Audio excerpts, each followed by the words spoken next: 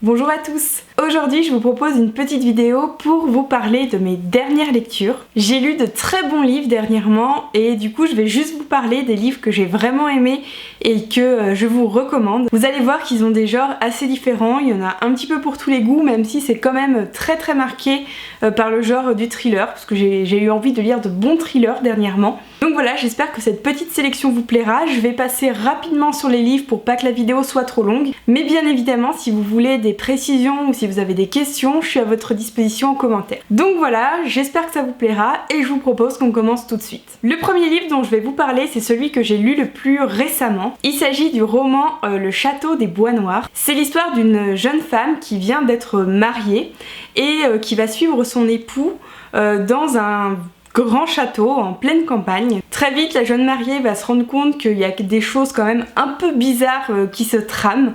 En particulier, l'attitude de son mari qui a changé presque du tout au tout depuis le moment où ils sont arrivés dans le château. Elle se rend compte que finalement, elle connaissait très peu son mari avant de l'épouser et il va se révéler tout à fait différent de ce qu'elle avait imaginé ou de ce qu'elle espérait. Le château, quant à lui, est très lugubre, un petit peu abandonné à certains endroits. Donc ce roman, en fait, c'est une sorte de huis clos dans lequel des choses de plus en plus sombres vont se dérouler. J'ai adoré ce roman, j'ai trouvé qu'il y avait une ambiance toute particulière qui fait qu'on peut pas lâcher le livre parce qu'on a l'impression qu'il va se passer quelque chose de monstrueux mais on ne sait absolument pas quoi. Donc il n'y a pas d'éléments de magie, d'imaginaire, de fantastique, c'est vraiment toujours très réaliste mais il y a une ambiance particulière et surtout il y a un peu une tension qui plane où on sent, comme je vous le disais, que quelque chose va se passer. On ne sait pas quoi mais on sent que ça va être violent. C'est captivant, on sent que la tension monte vraiment crescendo. Ça reste vraiment très réaliste et surtout j'ai adoré la fin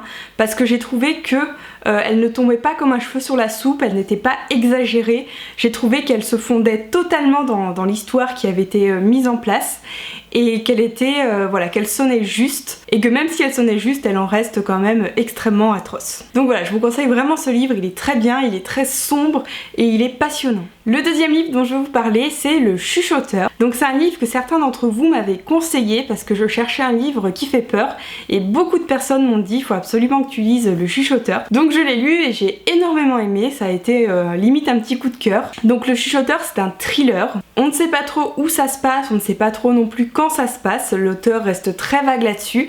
Tout ce qu'on sait, c'est que des fillettes disparaissent et bizarrement, on va retrouver 6 bras gauches qui correspondent à des fillettes. C'est un roman qui est totalement addictif, à chaque fin de chapitre, il se passe quelque chose qui fait qu'on va vouloir lire la suite et surtout, il se passe toujours quelque chose qui surprend le lecteur parce que souvent, j'ai remarqué que dans les thrillers, à un moment donné, généralement dans la deuxième partie du roman, on a compris où l'auteur voulait nous mener, mais dans Le Chuchoteur, personnellement, j'avais vraiment rien vu venir. L'auteur a vraiment joué avec le lecteur, c'est-à-dire avec le lecteur et avec ses personnages aussi. On sent vraiment que l'auteur nous mène en bateau de la même façon que l'assassin mène en bateau les policiers. Du coup, ça rend la chose très passionnante et la lecture extrêmement immersive. La fin ne m'a pas du tout déçue, je l'ai trouvée tout à fait cohérente et surprenante comme je vous le disais, donc voilà, je n'ai vraiment pas été déçue là-dessus.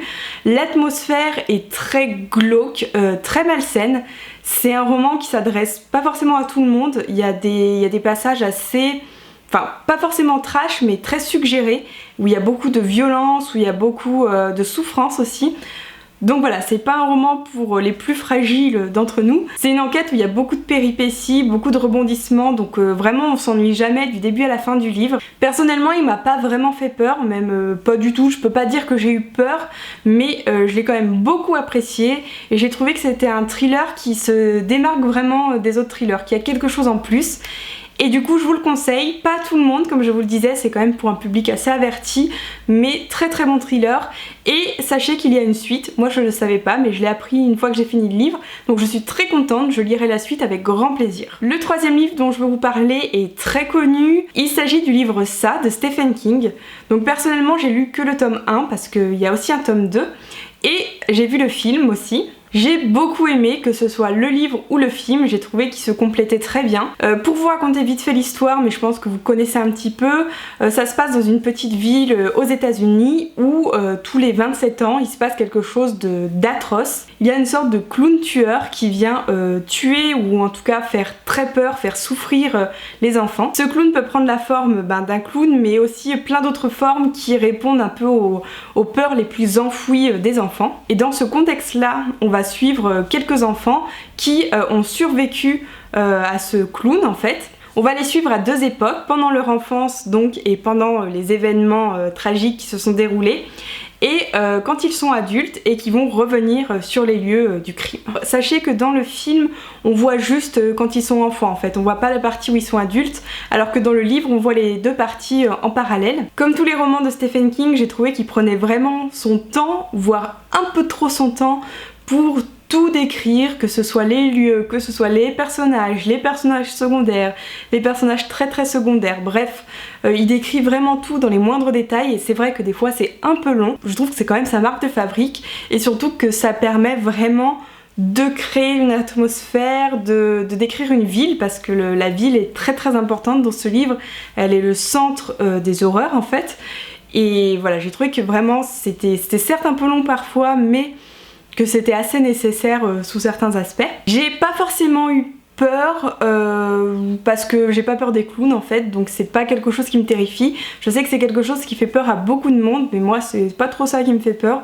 Mais j'ai quand même eu un peu peur dans le sens où on a l'impression que voilà qu'il y a quelque chose de malsain dans l'air et on sait pas trop jusqu'où ça va aller. Après j'ai été un peu déçue par la fin dans le sens où ça part un peu en cacahuète comme on dit.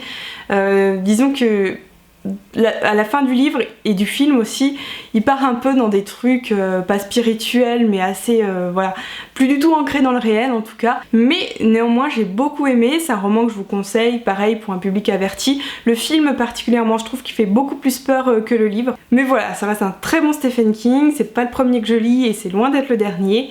Et bah je vous le conseille quand même chaudement. Un tout autre genre maintenant, j'ai lu enfin Nos âmes plurielles de Samantha Bailly, donc qui est la suite de Nos âmes jumelles et Nos âmes rebelles, le troisième et dernier tome. C'est un livre mémorable pour moi parce qu'il clôt une série que j'ai totalement adorée. Je vous ai déjà parlé à de multiples reprises de cette saga et je pense toujours la même chose. Donc dans ce tome là on va suivre donc Lou et Sonia qui sont les deux héroïnes de son roman, mais cette fois-ci elles ont passé leur bac et elles vivent leur première année d'étudiantes. L'une est à la fac et l'autre est à l'école des Gobelins. Une fois de plus, ce que j'ai adoré dans ces romans, c'est leur réalisme et le fait qu'on peut totalement s'identifier à ces personnages. Donc personnellement maintenant je suis trop grande pour m'identifier vraiment à Lou et Sonia. Je m'identifie plus par exemple au personnage de son autre saga qui est à durée déterminée, indéterminée et le tome 1 Les Stagiaires. C'est toujours d'une grande finesse, d'une grande justesse et c'est en même temps très léger, tout en abordant des sujets parfois assez pesants, assez graves. Ça reste très léger, ça se lit rapidement. Enfin personnellement j'adore, je suis conquise par cette saga et je vous la recommande encore et encore. Et enfin le dernier livre dont je vais vous parler, c'est une trilogie. Il s'agit de Vernon Subutex de Virginie Despentes. Alors cette trilogie, pour le dire vite, ça a été pour moi une énorme claque. Je pense que c'est un des meilleurs romans actuel. Je pense même que c'est un livre qui restera dans l'histoire et à mon avis, dans quelques siècles, quand on parlera de notre 21e siècle en France, dans Vernon Subutex, on va suivre Vernon Subutex, qui est un ancien disquaire qui du jour au lendemain va se retrouver au chômage, expulsé de chez lui et sans aucun revenu. Donc du coup, il va devoir aller dans un premier temps être hébergé par des anciens amis à lui. Et puis un beau jour, il va se retrouver à la rue. Dans Vernon Subutex, on va suivre Vernon, mais aussi tous les personnages qui gravitent autour de lui. Vernon Subutex va devenir le point de convergence entre toutes ces personnes. Et en suivant tous ces personnages, on va avoir une galerie de personnages extrêmement différents les uns des autres. J'ai rarement vu des portraits d'une telle justesse. C'est une saga qui, sous certains aspects, est aussi violente, elle est trash, elle est clairement pour un public averti. Elle n'est pas à mettre entre toutes les mains, elle est vulgaire, elle est parfois trash. Voilà, énorme coup de cœur pour cette série qui m'a beaucoup marqué, qui est très représentatif de notre époque, qui fout vraiment une grosse claque, qui fait beaucoup réfléchir et qui est extrêmement réussi. Donc vraiment je vous le recommande à 1000%, pour moi c'est vraiment un chef-d'œuvre. Je pouvais pas ne pas en parler parce que moi ça m'a vraiment marqué et j'ai été totalement bluffée par le talent de Virginie Despentes, dont j'ai lu dans la foulée King Kong Theory, que je vous conseille aussi. Mais pour moi King Kong Theory c'est quand même plus un essai qu'un roman, mais j'en parle vite fait pour vous dire que si vous voulez un peu vous faire une culture féministe ou en savoir plus, un peu avoir une vision féministe des choses, je vous conseille vraiment King Kong Theory. Donc voilà pour cette petite vidéo, j'espère que ça vous a plu, n'hésitez pas si vous souhaitez des précisions, ce sera avec plaisir. Si vous avez lu certains de ces livres aussi, je serais vraiment très curieuse d'avoir votre avis dessus, alors n'hésitez pas à me dire pour qu'on puisse échanger là-dessus. Je vous remercie pour votre attention et je vous dis à très bientôt, dans 2 semaines pour une nouvelle vidéo sur Cher Lecteur et la semaine prochaine sur Dis Clio pour une vidéo d'histoire. Et en attendant, je vous souhaite une bonne journée et je vous dis à bientôt. Salut!